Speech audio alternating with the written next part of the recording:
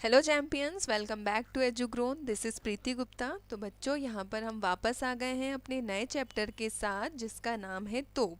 तो बच्चों, ये जो आज का हमारा चैप्टर है तोप, ये रचित है वीरेन डंगवाल जी के द्वारा। तो सबसे पहले यहाँ पर हम जानेंगे वीरेन डंगवाल जी के जीवन के बारे में। तो बच्चों, इनका जन्म हुआ था 5 अगस्त 1947 को। उत्तराखंड के टिहरी गढ़वाल जिले में इनका जन्म हुआ था और इनकी प्रारंभिक शिक्षा नैनीताल में हुई थी, है ना। इन्होंने उच्च शिक्षा इलाहाबाद में कंप्लीट की, है ना। बहुत सी चीज़ों और जीव जंतुओं को अपनी कविता का आधार बनाया। इन्होंने क्या किया, बहुत सारी चीज़ें, जैसे कि वन ऑफ द तोप, मतलब जैसे कि तोप इनकी कविता का एक हिस्सा रही, ऐसे ही कई तरह के जीव जंतु भी इनकी कविता के आधार रहे। अब इनकी जो कविता संग्रह हैं उनमें से है इसी दुनिया में और दुष्यक में सृष्टा। जो इनको पुरस्कार मिले वो थे श्रीकांत वर्मा पुरस्कार, साहित्य अकादमी पुरस्कार।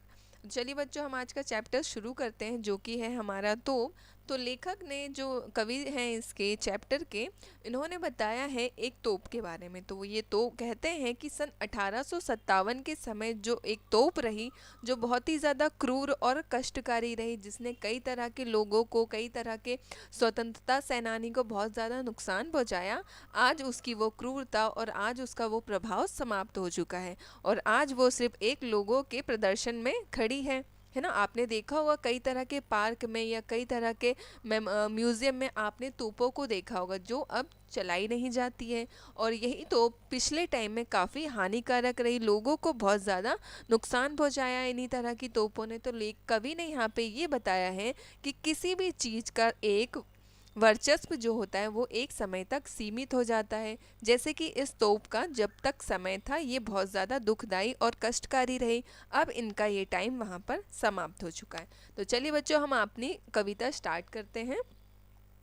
कंपनी बाग के मुहाने पर धर रखी गई यह 1857 की तोप, इसकी होती है बड़ी संभाल, विरासत में मिले कंपनी बाग की तरह साल में चमकाई जाती है 2 बार। तो यहाँ पे कवि कहते हैं डंगवाल जी कि 1857 के प्रथम स्वतंत्रता संग्राम के युद्ध में, आप सभी जानते हैं कि 1857 का हमारा प्रथम स्वतंत्रता संग्राम था।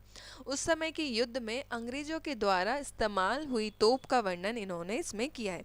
तो वो ये बताते हैं कि 1857 के स्वतंत्रता संग्राम में जो तोप यूज़ हुई थी उसका सबसे पहले इस्तेमाल किसने किया था, अंग्रेजों ने किया था। और उसी तोप का वर्णन उन्होंने अपनी इस कविता में किया है।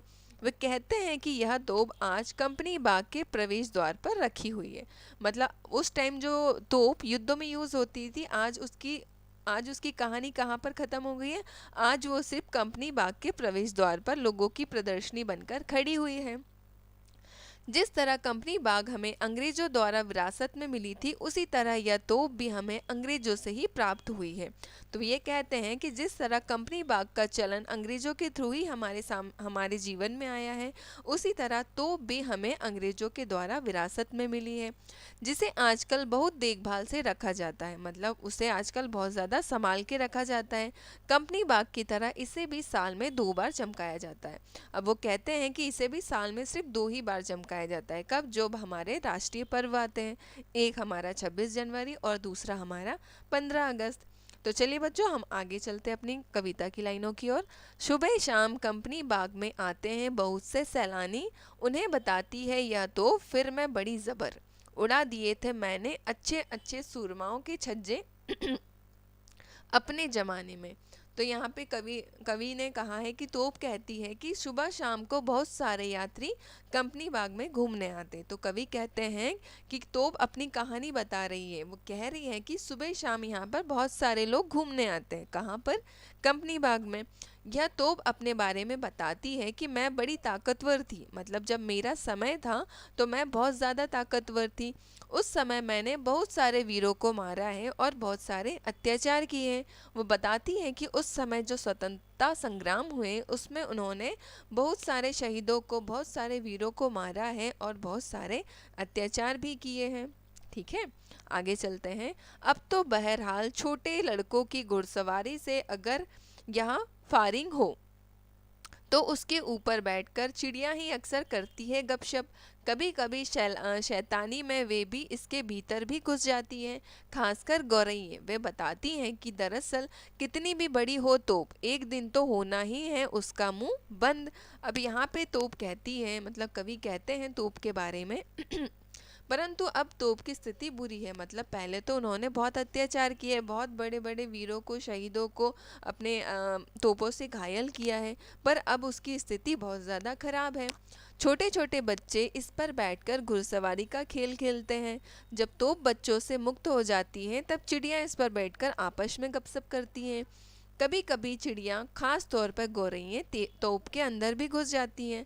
इस दृश्य से कवि को ऐसा महसूस होता है कि मानो वह कह रही है कि कोई कितना भी अत्याचारी और क्रूर हो, उसका अंत एक ना एक दिन अवश्य आता है। तो यहाँ पे कवि तोप के बारे में बता रहे हैं कि तोप कहती है कि मेरा भी एक टाइम था जब मैं लोगों पर अत्याचार करती थी, पर अब क्या है, मैं छोटे छोटे लड़कों की घुड़सवारी बनकर रह गई हूँ। और अगर बच्चे उस पर नहीं बैठते हैं तो चिड़िया उन पर गपशप करती हैं। अब चिड़िया नहीं रहती है तो गौरैया क्या करती है, उसके अंदर भी चली जाती है। तो ये कह रही हैं कि कोई भी व्यक्ति कितना भी क्रूर क्यों ना हो, एक दिन उसका अत्याचार या एक दिन उसका अंत ज़रूर आता है। तो ये थी बच्चों हमारी कविता की समरी। उम्मीद है आपको यह चैप्टर भी समझ आया होगा और आपने काफ़ी अच्छे से समझा भी होगा, क्योंकि ये काफ़ी सरल भाषा में भी लिखा हुआ है। तो चलिए बच्चों, आज का चैप्टर हम यहीं पे ख़त्म करते हैं। मिलेंगे आपसे एक नई वीडियो में एक नए चैप्टर के साथ। अगर आपको वीडियो अच्छा लगता है तो लाइक, शेयर और सब्सक्राइब ज़रूर करिएगा। Thank you.